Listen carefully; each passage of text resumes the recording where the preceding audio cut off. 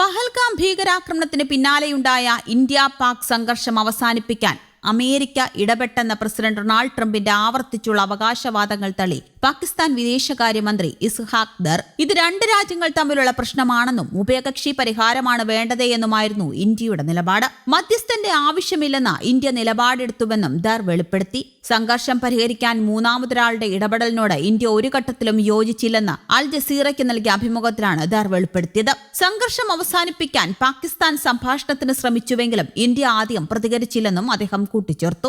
സംഘർഷം അവസാനിപ്പിക്കുന്നതിനായി മധ്യസ്ഥർ ആരെങ്കിലും ഇടപെടുന്നതിനോട് പാകിസ്ഥാന് വിയോജിപ്പില്ലായിരുന്നു. പക്ഷേ ഇന്ത്യ സമ്മതിച്ചില്ല. ഉഭയകക്ഷി ചർച്ചകൾക്കാണ് ഇന്ത്യ ഇക്കാലം അത്രയും തയ്യാറായിട്ടുള്ളതേ എന്നായിരുന്നു മൂന്നാം കക്ഷി ഇടപെട്ടോ പാകിസ്ഥാൻ അതിന് തയ്യാറായിരുന്നോ എന്ന ചോദ്യത്തിന് ദർ നൽകിയ മറുപടി. എന്നാൽ വെടിനിർത്തലിൽ എത്താൻ സഹായിക്കാമെന്ന് US വാഗ്ദാനം ചെയ്തുവെന്നും ദർ വെളിപ്പെടുത്തി.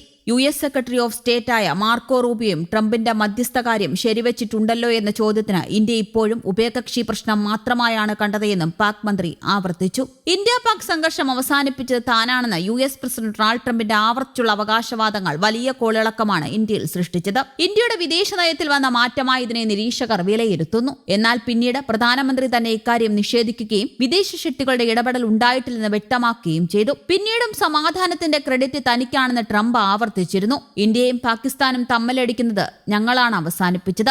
ആണവ ദുരന്തമായി മാറാൻ എല്ലാ സാധ്യതയും ഉണ്ടായിരുന്നു. അത് ആണവായുധങ്ങൾ കയ്യിൽ വെച്ച് പരസ്പരം പോരടിക്കുന്നവരോട് വ്യാപാരത്തിനില്ലെന്ന് താൻ നിലപാടെടുത്തതോടെയാണ് ഇരു രാജ്യങ്ങളും വഴങ്ങിയത് എന്നായിരുന്നു ട്രൂത്ത് സോഷ്യലിലൂടെ ട്രംപ് അവകാശപ്പെട്ടത്. ഈ വാദമാണ് ഒടുവിൽ പാക് വിദേശകാര്യമന്ത്രിയുടെ തുറന്നുപറച്ചിലൂടെ അവസാനിക്കുന്നത്. പാകിസ്ഥാനാണ് ഇന്ത്യയുമായി ചർച്ചയ്ക്ക് വന്നത് എന്നും ഇരുപക്ഷത്തെയും ഉന്നത സൈനിക ഉദ്യോഗസ്ഥരുടെ ചർച്ചയിലാണ് വെടിനിർത്തലിന് തീരുമാനമായത് എന്നും തുടക്കത്തിലെ ഇന്ത്യ പ്രഖ്യാപിച്ചിരുന്നു. ഭീകരവാദം അവസാനിപ്പിക്കുന്നതിനെ കുറിച്ചല്ലാതെ മറ്റൊരു ചർച്ചയ്ക്കില്ല എന്നും ഇന്ത്യ വ്യക്തമാക്കിയിരുന്നു. പാക് DGMO ഇന്ത്യൻ DGMOയെ മെയ് 10 വൈകുന്നേരം 3:55 ഫോണിൽ വിളിച്ചു. കര-വ്യോമ കടലാക്രമണങ്ങൾ 5 മണിയോടെ അവസാനിപ്പിക്കാൻ ഇരു രാജ്യങ്ങളും തമ്മിൽ ധാരണയായി. ഇത് സംബന്ധിച്ച ചട്ടങ്ങളും ഇരുപക്ഷങ്ങളും കൈമാറിയിട്ടുണ്ട് എന്നായിരുന്നു ഇന്ത്യൻ വിദേശകാര്യ സെക്രട്ടറി വിക്രം മിസ്രി വാർത്താസമ്മേളനത്തിൽ വിശദീകരിച്ചത്. വിനോദസഞ്ചാരികളടക്കം 26 പേർ കൊല്ലപ്പെട്ട പഹൽഗാം ഭീകരാക്രമണത്തിന് മറുപടിയായാണ് ഇന്ത്യ ഓപ്പറേഷൻ സിന്ദൂർ എന്ന പേരിൽ പാകിസ്ഥാനിൽ സൈനിക ആക്രമണം നടത്തിയത്. പാകിസ്ഥാനിലെ നിരവധി സൈനിക കേന്ദ്രങ്ങൾ ഇന്ത്യ തകർക്കുകയും ചെയ്തിരുന്നു.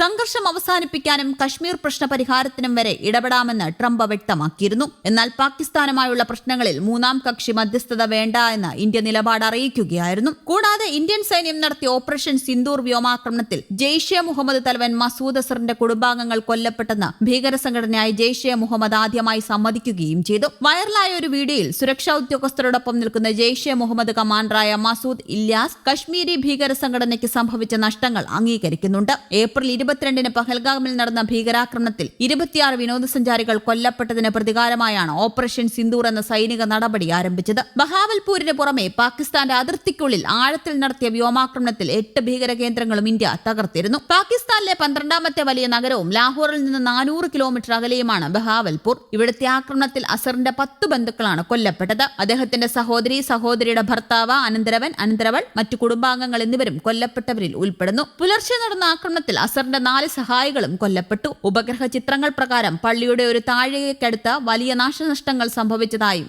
അകത്ത് വലിയ നാശനഷ്ടങ്ങൾ ഉണ്ടായതായും കാണാൻ സാധിക്കും. News desk Kerala Kaumudi.